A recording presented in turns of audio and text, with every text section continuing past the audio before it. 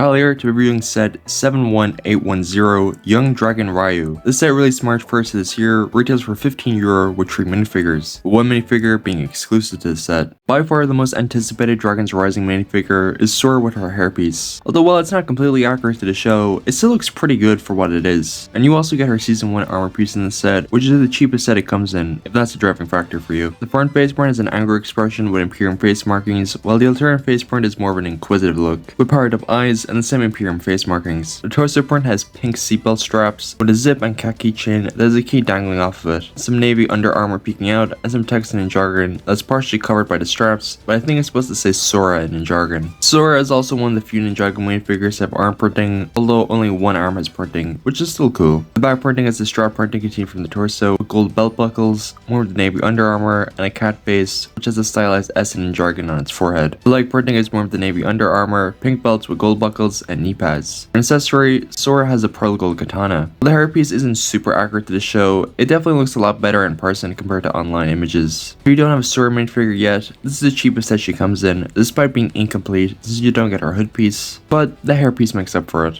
We also finally have a cheap set to get Aaron's complete season 1 suit in, since the cheapest set beforehand was Sora's mech bike for like $45. The mask piece is dual molded in yellow and pearl gold, with spikes protruding from the front, which is definitely the best Dragons Rising season 1 mask, despite its very square look, and like Sora, Aaron uses the Dragons Rising season 1 armor but in yellow.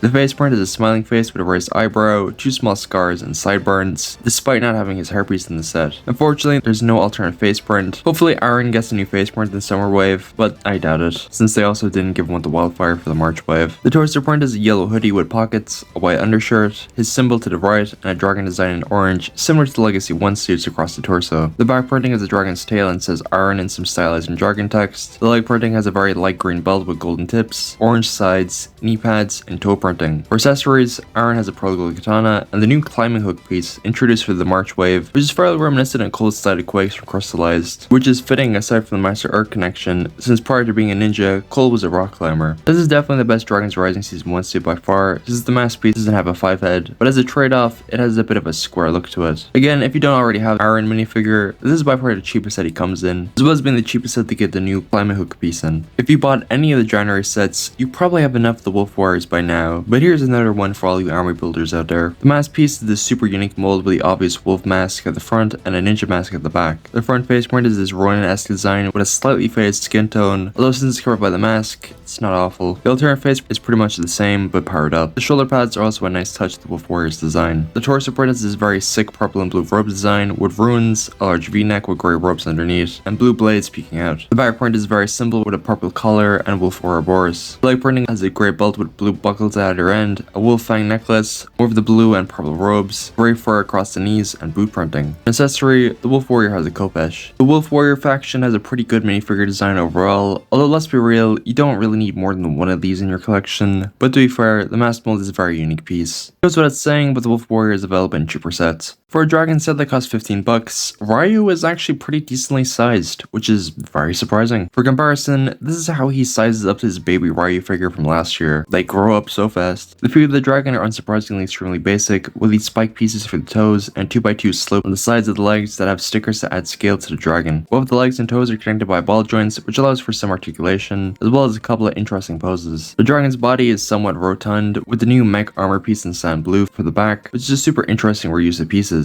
They also have this built-in saddle towards where the neck should be, which brings us to the most disappointing part of the set, the head mold. Now don't get me wrong, visually this is a fantastic piece to use for Ryu's head, but the problem lies underneath, as the head is completely hollow, which doesn't look that great from certain angles, and kinda limits how you can display the dragon without seeing the underneath of the head, which is connected to the body by a ball joint, but honestly, if they fixed this issue with the head, this could have been a perfect set. Anyway, the dragon's tail is again basic with ball joints for articulation, cheese slopes for scale details, and blades at the tip of the tail. On the saddle you have clips to hold the dragon's wings, which are the same wing pieces used for the January gimmick sets. Each wing also has a mech finger to act as Ryu's claws. Of course, the benefit of having a dragon to the scale is the fact that you can sit both ninja included in the set on top, though I guess Sora's ninja status is like kind of a grey area. The front of the instructions have a balanced each run of the set, The back of the instructions have a win ad with a rendered movie Lloyd, ads for both the January and March waves, and Aaron running across the progress bar. I was definitely skeptical towards LEGO's ability to make a non-4 plus dragon set for 15 bucks, but by god they managed to pull through while simultaneously cooking, especially given his unique redesign in the show. Look how they massacred my boy. It's still a bit of a bummer they weren't able to pull through with the head mold, but at least everything else managed to be pretty good. Plus, this is currently the only way to get Sora's hairpiece. Although thanks to some leaks on LEGO's behalf, we know that this hairpiece will be used for the summer wave. So if you're not a fan of this set, you would at least have other options in the future. Now, if only adolescent Ryu's design didn't look bad in the show. But if you enjoyed today's video, make sure to subscribe and hit the bell to be notified for my future LEGO set reviews. If you want to help the channel financially, consider becoming a channel member for only €2 a month. Until next time, see ya.